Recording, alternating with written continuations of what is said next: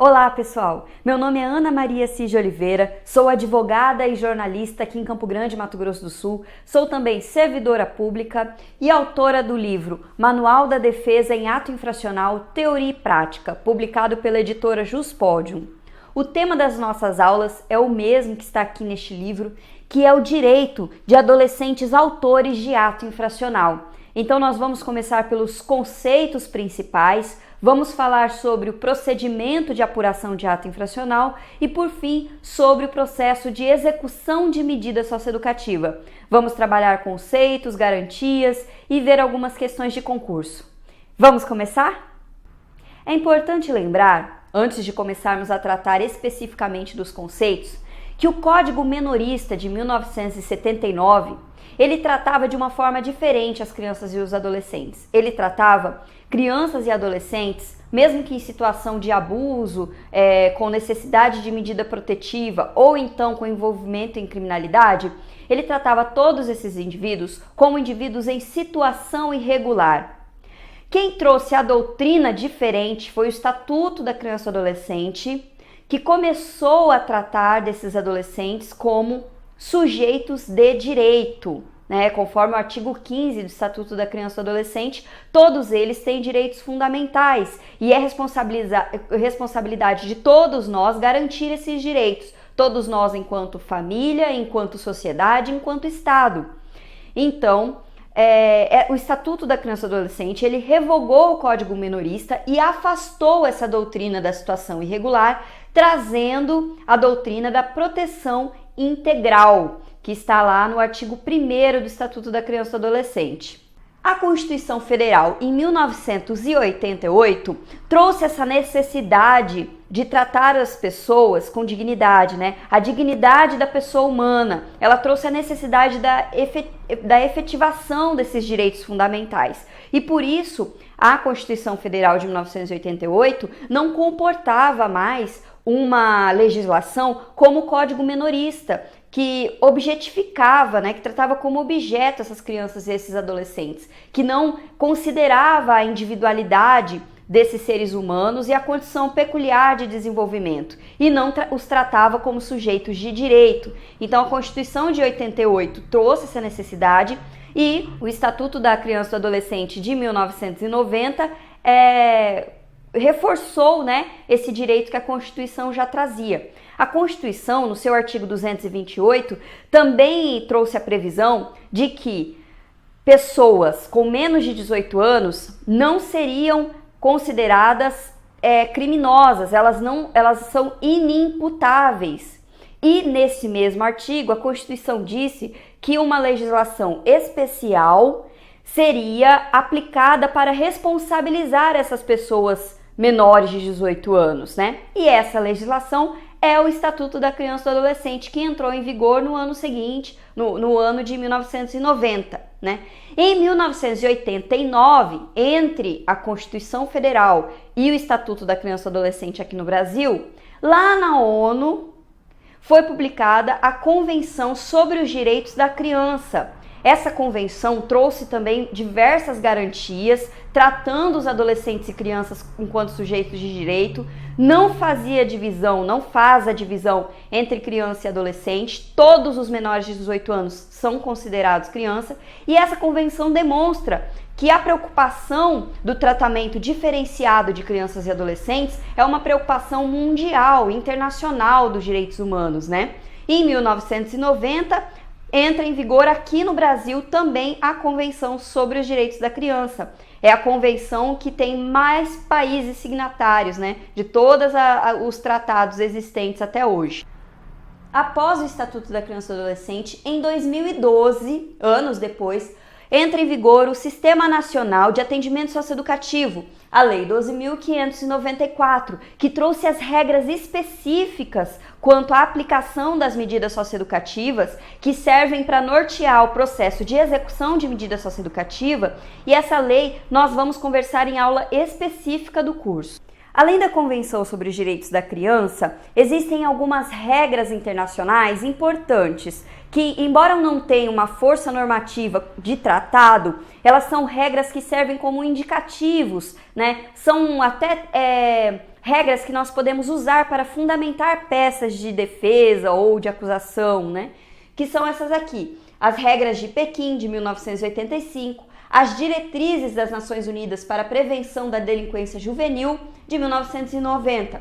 E uma curiosidade, das 34 medidas cautelares contra o Brasil da Comissão Interamericana de Direitos Humanos, 15 são sobre privação de liberdade. Dessas 15, 7 são sobre unidades de internação no nosso país. Então nós vemos, né, com esses dados, que infelizmente o sistema socioeducativo ele ainda precisa evoluir muito, né? E muito ele se assemelha com o que ocorre nos presídios aqui, o sistema carcerário, né? Da mesma forma, o sistema de medida socioeducativa também sofre uma crise dentro das unidades de internação, em relação à estrutura, em relação à violência e etc. Então vamos para os conceitos que estão nos primeiros artigos do Estatuto da Criança e do Adolescente. Adolescente e criança, existe uma diferença, né?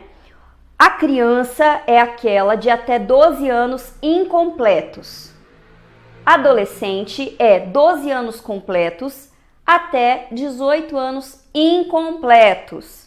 A gente considera ainda os 6 primeiros anos de vida como primeira infância, e o ato infracional é toda aquela conduta tipificada como crime ou contravenção.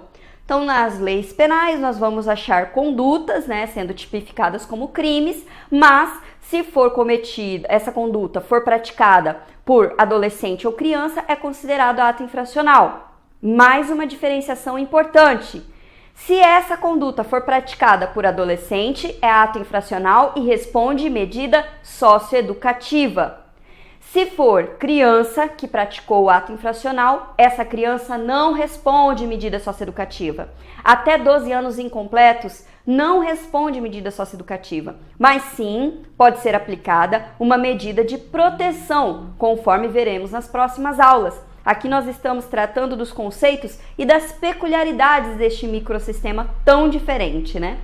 Existe também a aplicação excepcional do Estatuto da Criança e do Adolescente. Então nós vimos que criança é aquele ser humano até 12 anos incompletos, adolescente de 12 anos completos a 18 incompletos, mas nós vemos que o Estatuto da Criança e do Adolescente ele se aplica também ao indivíduo que completou 18 e ainda não completou 21. Então, dos 18 anos completos aos 21 anos incompletos, existe a aplicação excepcional do Estatuto da Criança e do Adolescente. Como? Como que é essa aplicação excepcional?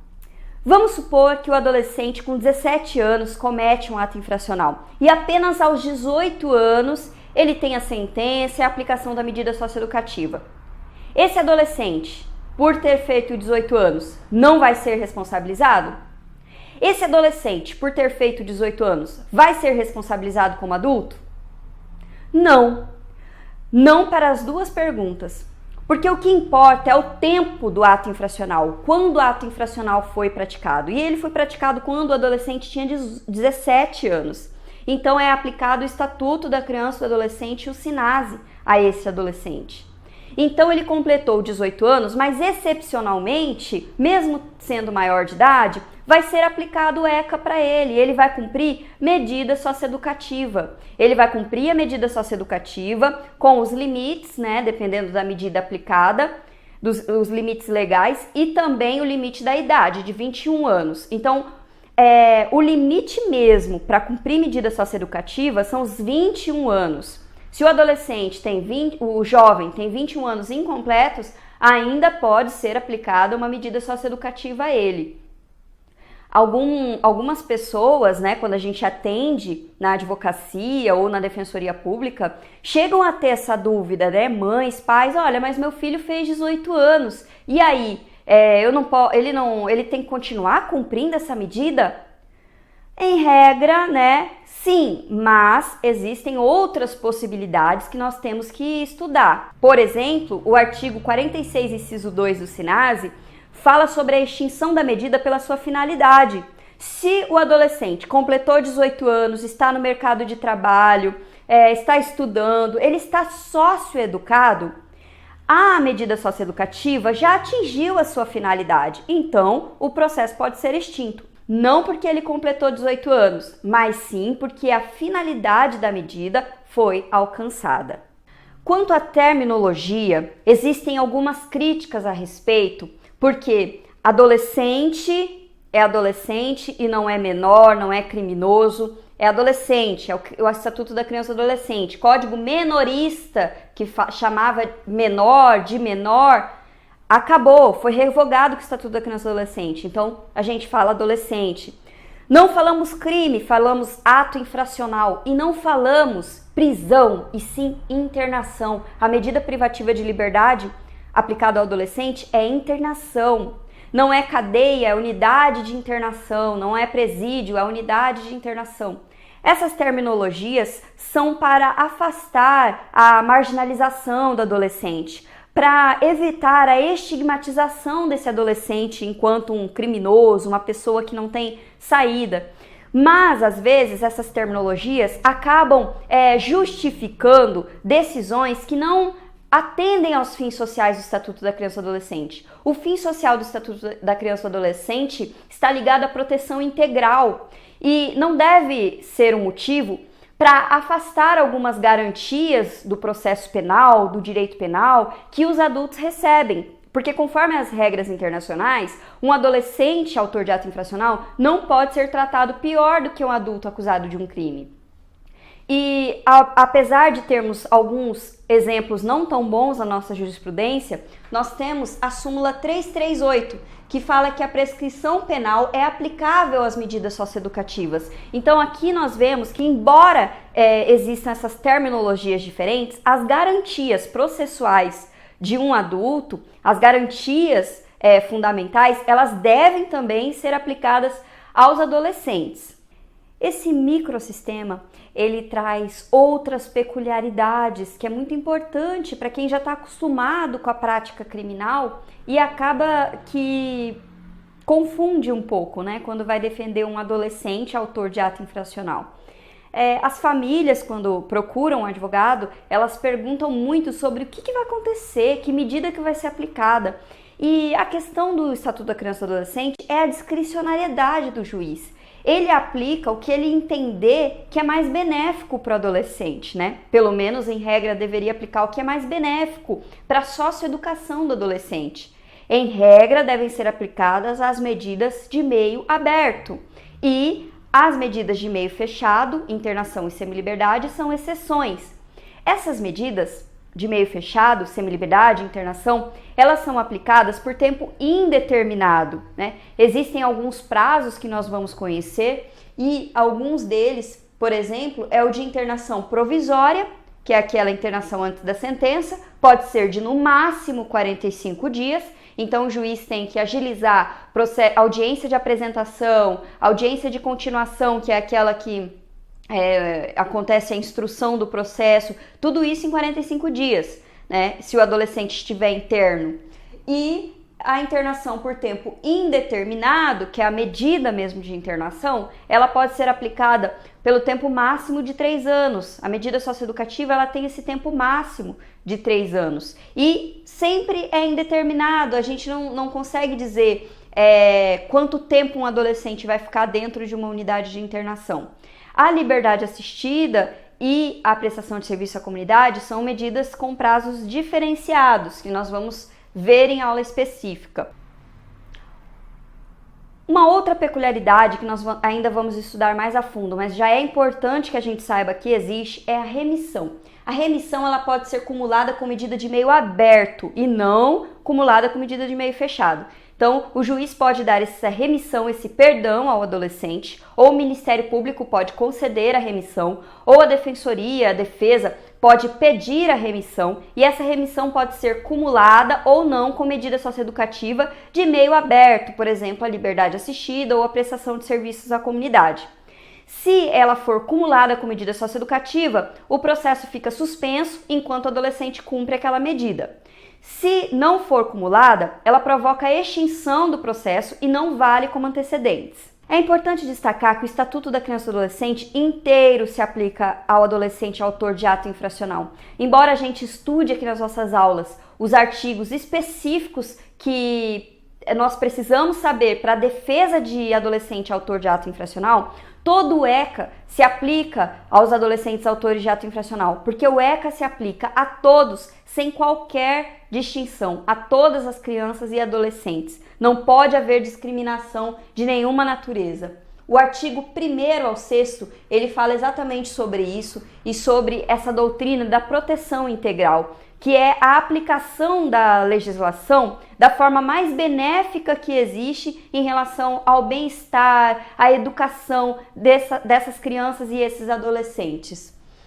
O artigo 4º, ele fala da prioridade absoluta, e aqui é muito importante a gente saber o que é prioridade absoluta para o ECA, porque isso cai muito em prova e é importante também para a realização da defesa do adolescente, para a gente entender esse direito, né, à prioridade absoluta e o que nós podemos requerer para o adolescente em relação a esse dispositivo. Vamos conhecê-lo porque ele cai muito em prova.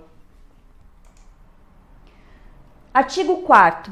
É dever da família, da comunidade, da sociedade em geral e do poder público assegurar com absoluta prioridade a efetivação dos direitos referentes à vida, à saúde, à alimentação, à educação, ao esporte, ao lazer, à profissionalização, à cultura, à dignidade, ao respeito, à liberdade e à convivência familiar e comunitária. A garantia de prioridade compreende atenção à letra A até a letra D, porque isso cai muito em prova e é letra de lei. A garantia de prioridade compreende primazia de receber proteção e socorro em quaisquer circunstâncias, precedência de atendimento nos serviços públicos ou de relevância pública, preferência na formulação e na execução das políticas sociais públicas e destinação privilegiada de recursos públicos nas áreas relacionadas com a proteção à infância e à juventude. O artigo 5º, ele traz a proibição à violência, hoje um tema muito debatido, né, em relação à situação dos adolescentes privados de liberdade.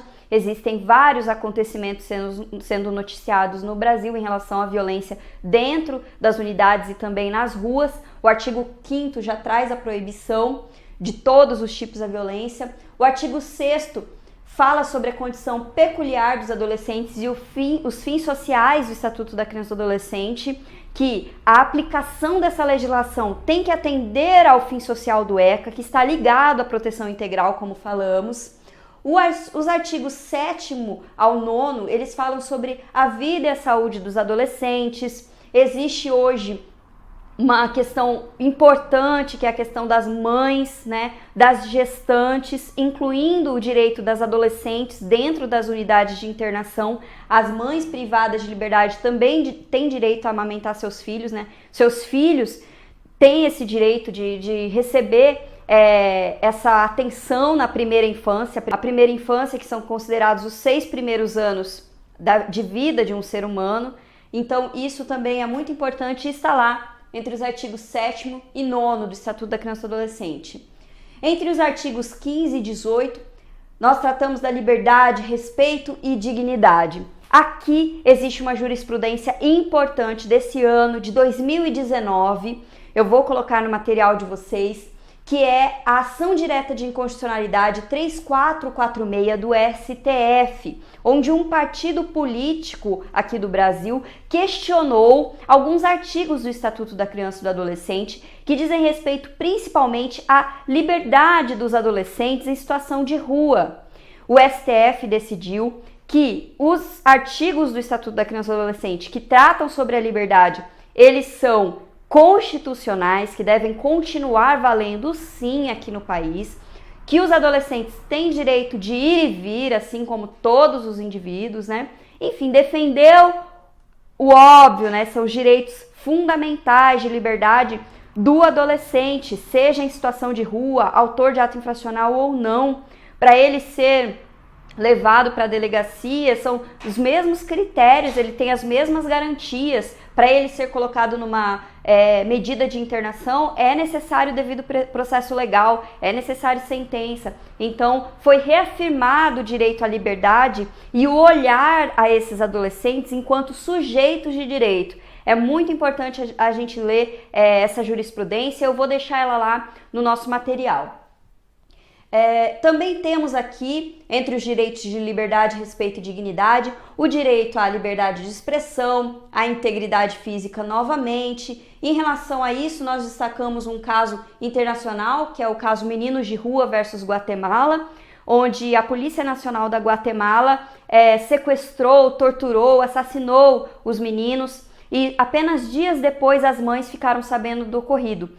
Nesse julgado da Corte Interamericana de Direitos Humanos, ficou evidente que o direito à vida foi violado não apenas quando esses meninos foram assassinados, mas antes, quando eles viviam em situação de abandono e vulnerabilidade, sem a devida assistência do Estado, porque o Estado ele tem uma responsabilidade solidária em relação à educação das crianças, né? E aos direitos básicos de sobrevivência. Então, não existe direito à vida sem direito à dignidade. Nesse julgado da Corte Interamericana ficou muito claro que o adolescente ele tem direito à vida, mas ele tem direito à vida digna.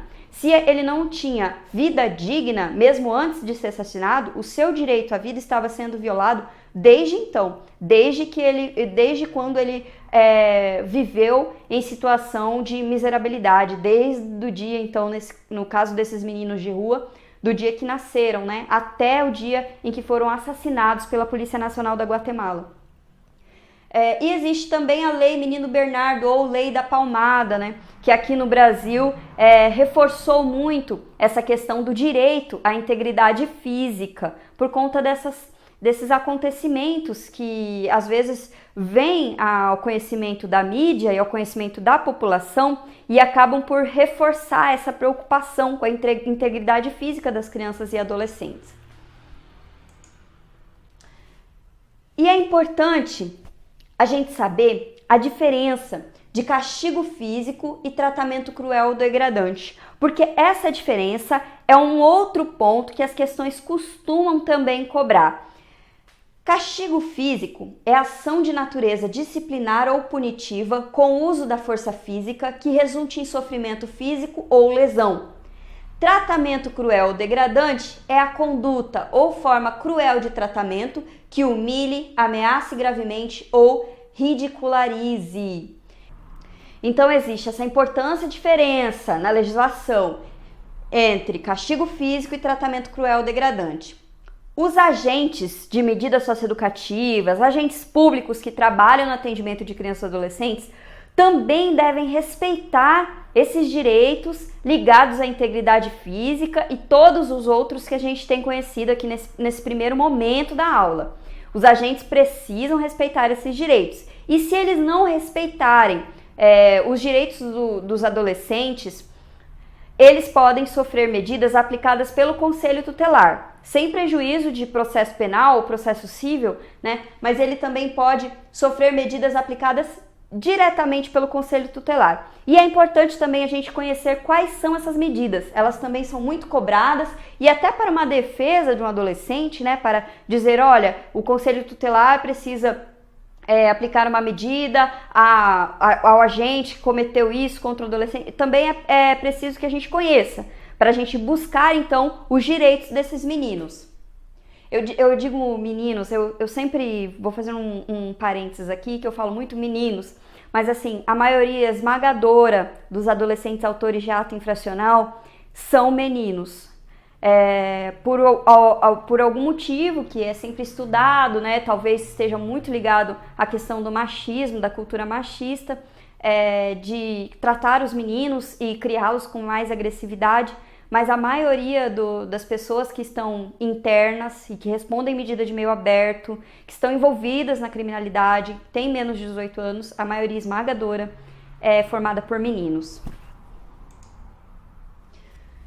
Bom, voltando, o Conselho Tutelar ele pode aplicar algumas medidas e essas medidas elas são muito cobradas em prova também. tá?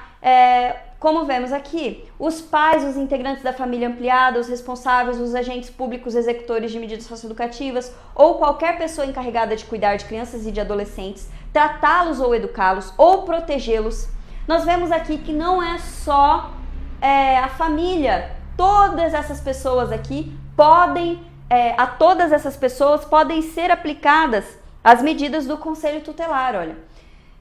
São pessoas responsáveis por tratá-los, educá-los ou protegê-los que utilizarem castigo físico ou tratamento cruel ou degradante, são aqueles conceitos que nós vimos há pouco, como forma de correção, disciplina, educação ou qualquer outro pretexto, estarão sujeitos, sem prejuízo de outras sanções cabíveis, às seguintes medidas que serão aplicadas de acordo com a gravidade do caso. Então, o Conselho Tutelar, discricionariamente, fundamentadamente, conforme a gravidade do caso, poderá aplicar encaminhamento a programa oficial ou comunitário de proteção à família, encaminhamento a tratamento psicológico ou psiquiátrico, encaminhamento a cursos ou programas de orientação, obrigação de encaminhar a criança a tratamento especializado ou advertência. Então aqui nós vimos alguns conceitos, peculiaridades do microsistema e vimos também esses dispositivos importantes, dessa primeira parte do Estatuto da Criança e do Adolescente. Agora vamos ver como isso é cobrado em concursos. Essa questão CESP diz que a doutrina da proteção integral que rege o direito da criança e do adolescente reconhece crianças e adolescentes como, vamos ver, objetos de proteção do Estado e de medidas judiciais, mas que devem ser responsabilizados. Peraí, objetos? Nós vimos aqui que a partir do Estatuto da Criança e do Adolescente, crianças e adolescentes são sujeitos de direito. Então, essa alternativa não pode estar certa. Letra B, sujeitos de direito. Sim, devendo o Estado, família e sociedade lhes assegurar direitos fundamentais. Exato, conforme o artigo 15 do ECA. Vamos só dar uma olhadinha nas outras alternativas. Letra C, objetos de proteção, não. Criança e adolescente não é objeto. Sujeitos de direito que devem ser responsabilizados pela própria situação. Sujeitos de direito que devem ser responsabilizados pela própria situação de irregularidade? Não, porque situação de irregularidade lá do Código Menorista. Viram como é importante a gente saber dessa mudança, de situação de irregularidade para situação irregular ou situação de irregularidade para a doutrina da proteção integral? Então, nós sabemos que a letra B é a alternativa certa, conforme o artigo 15 do ECA. Vamos à segunda questão. De acordo com o ECA, considera-se uma forma de tratamento cruel ou degradante. Lesão. Lesão é castigo físico, Humilhação pode ser, vamos ver. Sofrimento físico é castigo físico. Castigo está no conceito do outro artigo que fala sobre castigo físico. Punição física, físico também. Então aqui, forma de tratamento cruel ou degradante é, letra B, a humilhação, conforme o artigo 18A do ECA. E agora mais uma questão FGV. Em uma instituição destinada à execução de medidas socioeducativas, a assistente social Irene recebe um adolescente que relata estar sendo constantemente humilhado e ameaçado por um dos agentes que trabalham na instituição. Irene imediatamente entra em contato com o Conselho Tutelar, que pode aplicar a seguinte medida ao agente sem prejuízo de outras providências legais. Então nós vimos as medidas que o Conselho Tutelar pode aplicar. Entre elas, tem multa? Não. Demissão? Não. Transferência? Não. Suspensão? Não. Advertência? Sim. Então é letra A, artigo 18b do ECA. Nós ficamos por aqui. No seu material tem mais jurisprudência, mais exercícios. Na próxima aula tem mais sobre os direitos dos adolescentes autores de ato infracional e eu estou à disposição no e-mail, Instagram para responder dúvidas, ouvir críticas e sugestões. Até mais!